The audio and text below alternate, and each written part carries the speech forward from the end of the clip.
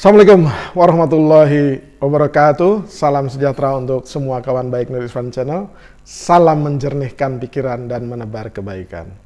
Kawan baik, ada hal yang patut kita syukuri terkait dengan kualitas demokrasi kita, kualitas pertarungan politik menjelang pemilu 2024 mendatang, yaitu dibicarakannya oleh publik atau terjadi wacana publik itu terkait dengan terlalu besarnya atau menggunungnya hutang ya negara kita.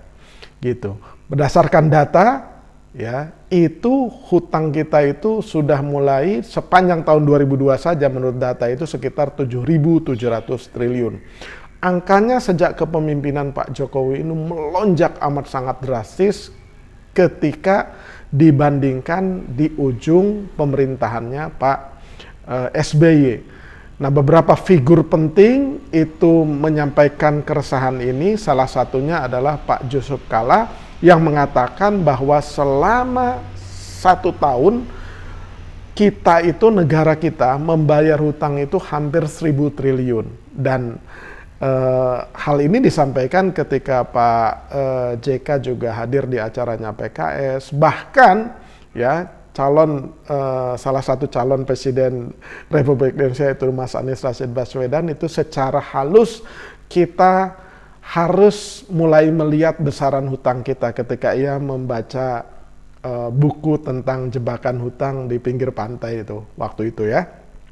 Jadi itu menyadarkan kita. Ya, kita syukuri bahwa para pemimpin kita itu mulai peduli dengan hutang gitu. Nah, tetapi apabila kesadaran tentang bahaya utang, jebakan utang, tata kelola utang itu hanya terjadi di elit, itu amat sangat disayangkan. Kita sebagai masyarakat awam, masyarakat biasa, para pemilih yang nanti akan menggunakan hak pilihnya, itu juga harus memberikan perhatian yang besar ya terhadap pengelolaan utang kita.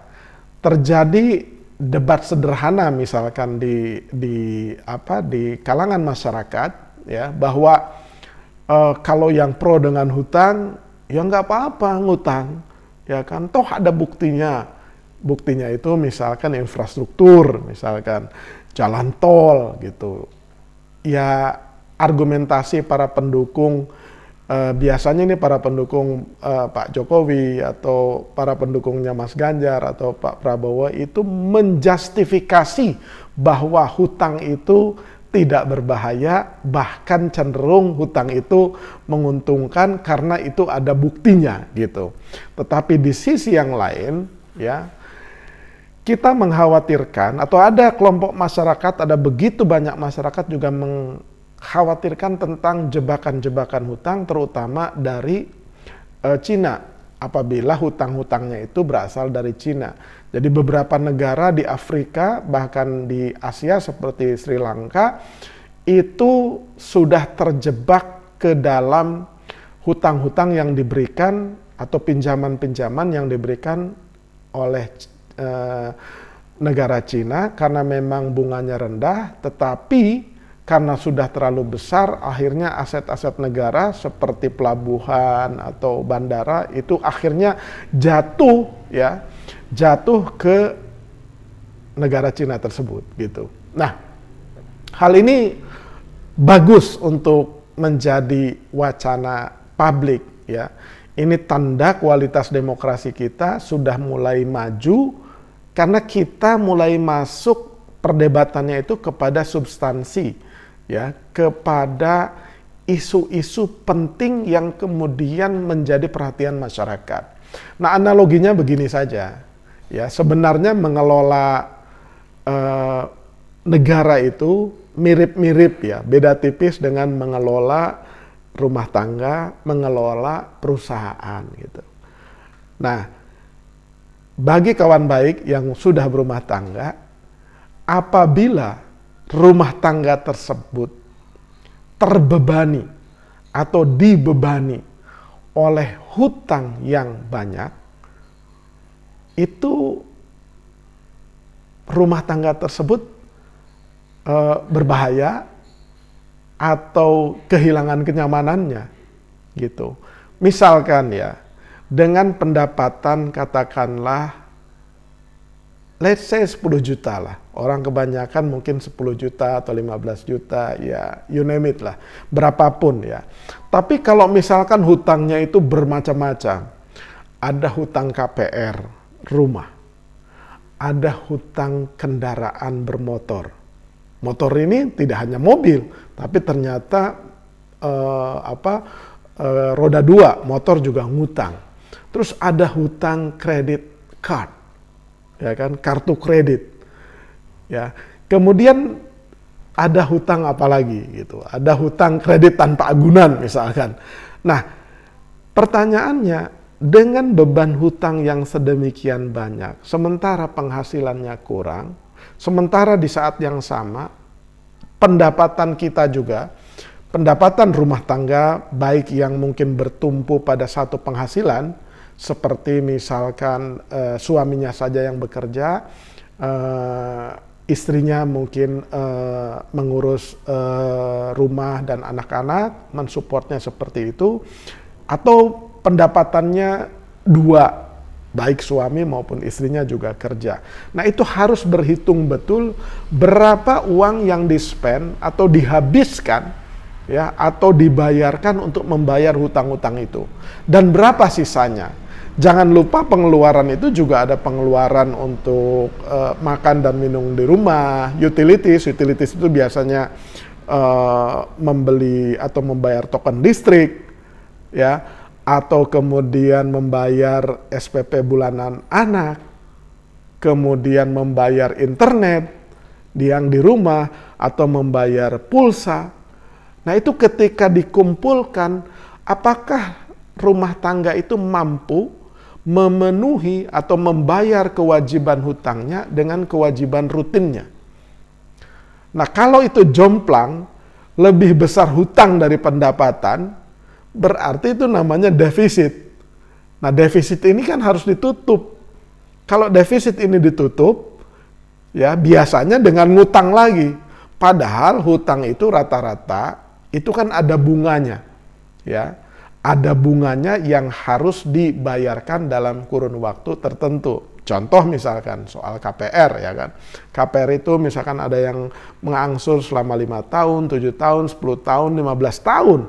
Ya kan? Tetapi jangan lupa, setiap uang yang kita bayarkan per bulan untuk membayar KPR itu, ada yang dialokasikan untuk menurunkan pokok pinjamannya, ada yang kemudian hanya bunganya, membayar bunga. Biasanya bank itu menaruh bunga itu di depan, sehingga proporsi dari misalkan kita nyicil katakanlah 5 juta ya untuk rumah, nah itu porsi terbesarnya harus diperhatikan, porsi terbesarnya itu membayar bunga. Biasanya lebih dari 50% dari 5 juta itu membayar bunga, baru sisanya itu mengurangi cicilan.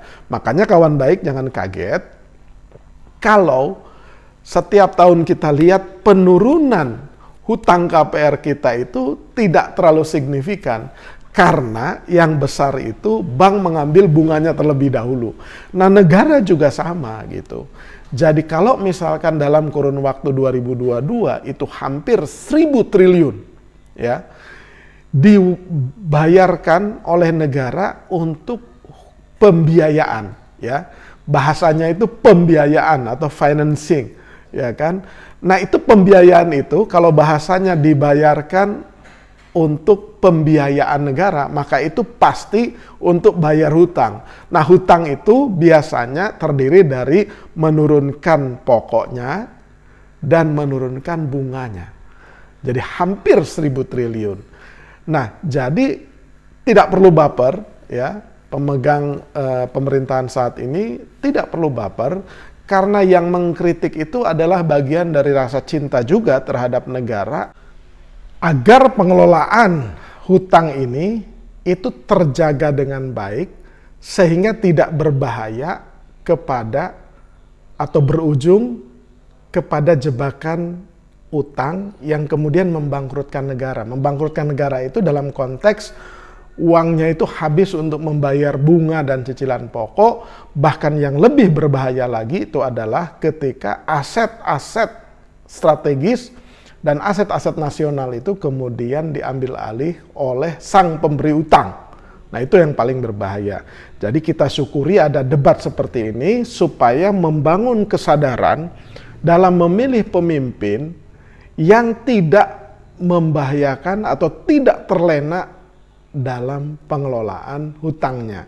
Nah, Bu Sri Mulyani juga membaca secara atau menjawab kritikan Pak Jusuf kala itu dengan amat sangat baik ya, sebagai Menteri Keuangan yang bertanggung jawab juga memang harus menjelaskan apakah utang-utang tersebut itu masih dalam tata kelola yang aman atau tidak. Rasionya, besaran hutang itu masih dalam ambang batas tidak berbahaya atau tidak. Apakah punya strategi bagaimana menurunkan hutang tersebut gitu. Jadi jangan nambah terus kemudian membebani anak cucu kita dan kepemimpinan masa depan negara ini. Nah, itu yang tidak boleh terjadi.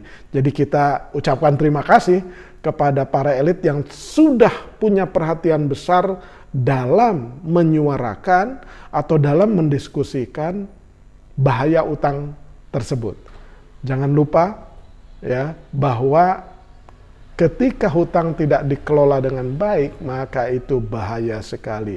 Seperti yang saya sampaikan tadi, analoginya adalah rumah tangga atau perusahaan. Ketika rumah tangga itu dibebani oleh utang yang terlalu besar, maka bisa-bisa rumahnya, aset yang dimilikinya itu ya diambil alih. Ketika nggak mampu lagi bayar KPR, ya rumah itu bisa diambil alih oleh bank sebagai kreditur atau sang pemberi pinjaman. Itu yang tidak boleh terjadi. Jangan lupa subscribe, like, share, dan komen Indonesia Channel. Terima kasih.